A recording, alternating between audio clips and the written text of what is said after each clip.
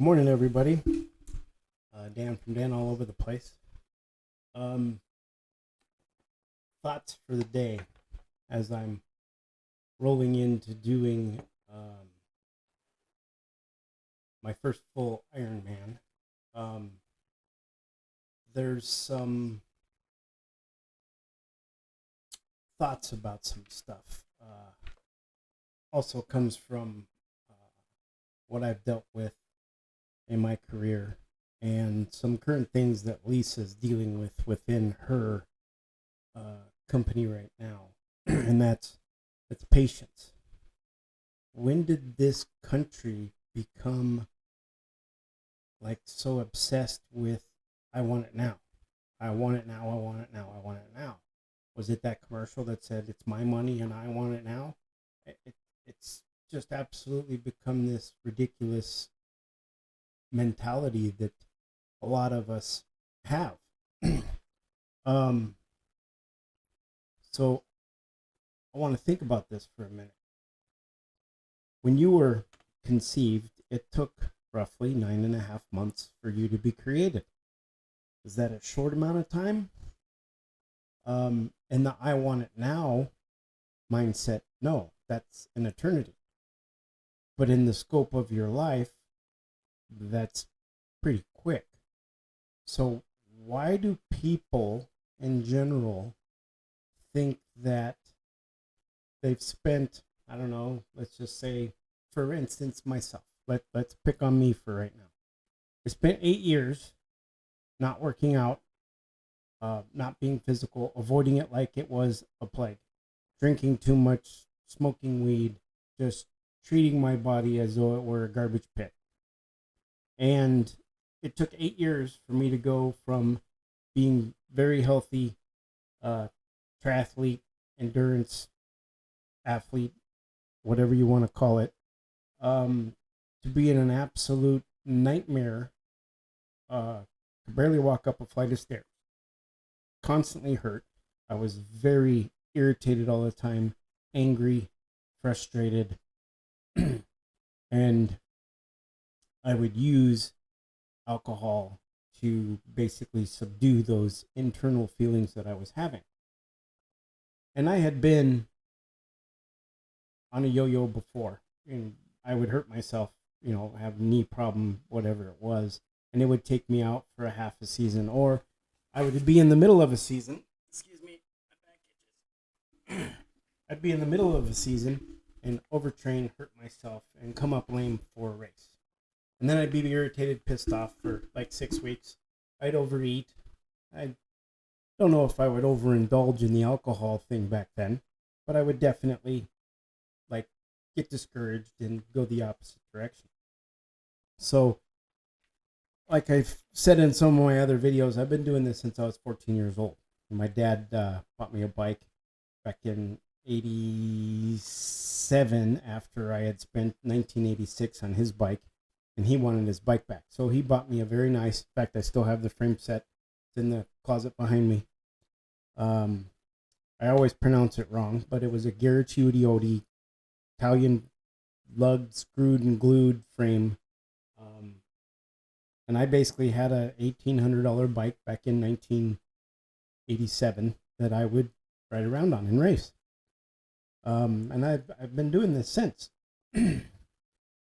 So back to my point, I knew that when I woke up those couple of mornings, and I don't think I've described this yet, but I was having racing heart, hair standing up on the back of my neck at like 2:30, 3 o'clock in the morning.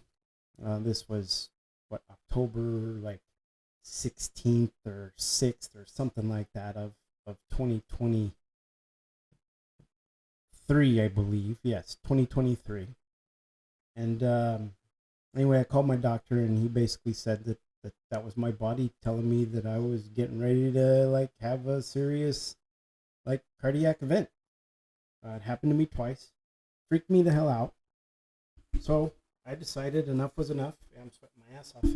Been out in the garage moving stuff around. It's still hot as hell here. And I knew that when I embarked on this journey again, that I wasn't going to wake up after, 2 days of thinking to do this and go, jump on my bike and do a century ride, or run a marathon or a half a marathon or even a mile for that matter. I knew that this was going to take some time and some very high quality thought process and readjustment to my current environment and how I was living to get back to where I was almost 8 years prior. And I knew this. Hey, look at that. It's still working. That's because I'm sitting on my hand. So why is it that people want stuff now? You didn't become overweight, fat, lazy, whatever you want to call it, unambitious, overnight. It didn't happen overnight. It took years of neglect, years of you miseating, years of you mistreating, whatever you want to call it. It took years. Why do you think it's going to reverse itself like that? Why? What part of your life has anything like that ever happened? It doesn't exist. So people start on a diet with good intentions. I'm going to do this, this, and this. They might lose 5 to 8 pounds and think, yeah, they're doing great. And then all of a sudden they hit a plateau and they don't lose any weight for a while. And they get discouraged and they completely stop and go back to their old habits because they're discouraged. They're not continuing. Instead, what they need to do is they need to adapt to their bodies adapting to what they're doing and change it up. Your body will get used to what you're doing and it will become more efficient. Somebody told me once, I don't remember who it was, but your body will get very good at whatever you make it do the most. So if you make it sit on a couch and binge watch TV, it's going to get super duper efficient at doing that. If you sit and play video games and that's what you do for 4 or 5 hours a day, you're going to get really, really good at video games. If you get up and walk around the block, you're going to get really good at walking around that specific block. So when your body gets used to something, you have to make it do something else. You have to cross-train or change it up. If your diet consists of chicken, broccoli, cauliflower, and mixed vegetables, because that's what my diet was for a while, I do egg whites, avocado. I got down, I think the lowest I was last year was like 147. And I couldn't get below 147. My goal weight was 138 to 142. That is my old school race weight. I will get there. It's not going to be this year. I am going to shoot for that number next year, which is going to require me to be on a next level of consciousness as far as how to do that. And it's going to take probably 6 months of absolute dedication and hard work to get there. What was that word I just used? Hard work. Have we forgotten what hard work is? We can't take a pill. You can't shoot yourself with medication and think that you're going to achieve this without some kind of a side effect. You can't do testosterone replacement therapy off of a prescription that a doctor gave you because you want it now. Because when you stop doing that, you're going to pay for it later. You can't be on this stuff forever. A very good friend of mine, unfortunately, lost his wife the beginning of this year. And I believe that could have been stopped if some different healthcare would have been chosen rather than take a pill Again, get down to the root cause of the problem, fix that, and see if the 7 or 8 problems that one problem is causing goes away. That is how I've basically lived my life. You have a problem, figure out what the main problem is, not all the other stupid little problems. My feet hurt like hell after my 3.5 hour run. What's the problem? Well, a lot of you would say stop running. That's not a choice. So, what is the direct impact?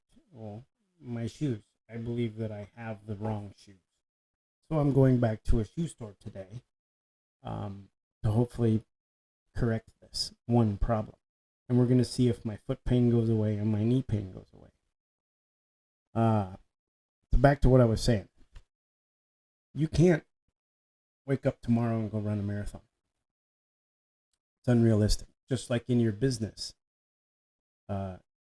you can't hire a new sales manager, service advisor, service manager, whatever the person that dictates how well your company does, and expect an overnight change. That person has to examine how everything's working at the present moment, figure out where the inefficiencies are, find out what the number one inefficiency is, and correct that, and see if the other problems go away. Sometimes they do, sometimes they don't. Sometimes those problems are actually caused by an individual and not something as far as the process or culture or how you are approaching your business day to day. That is the one thing that I'm trying to get people to understand is life is a process. You can start over as many times as you want until you find the process that works for you. Not your neighbor, you. Don't let your teachers, don't let your parents, don't let your siblings, don't let your spouse, don't let anybody try to change what you found your process to be. Like making these videos. I know right now, nobody's really watching them, but I'm not doing this for them. Well, I kind of am hoping somebody will watch this and help them down the road. I'm doing this because I'm enjoying the process of doing this. I wake up in the morning, what's on my mind today? So as I was doing the videos from earlier today about the arbitrage business and the van fines, I'm like, why does everybody think that like everything should happen at the snap of a finger? Why is this? What caused this culture in America to happen? Hard work. It's no longer needed. We just take a pill for it. And in my other early videos, I talked about growing up with my dad and stepmom who were always on the fad diet, the quick, lose 10 pounds here, lose 10 pounds there. That kind of thing. I do have a diet plan. It does work. It takes discipline to make it happen. And after this Ironman is over, I am going to go back on this plan that I have now altered to fit my current lifestyle. And I'm going to get down to the 138, 142 range. Right now I'm just a tick over 160, and I'm going to hold here until Ironman is over, so that I don't damage anything, lean myself out too much, pull muscle away, or don't eat enough carbohydrates so that I've got enough glucose in my system to pull this off. So that's kind of my thought for this morning while I was moving some items around in the garage and cleaning some stuff up. Otherwise, talk to you tomorrow probably. Thanks for watching.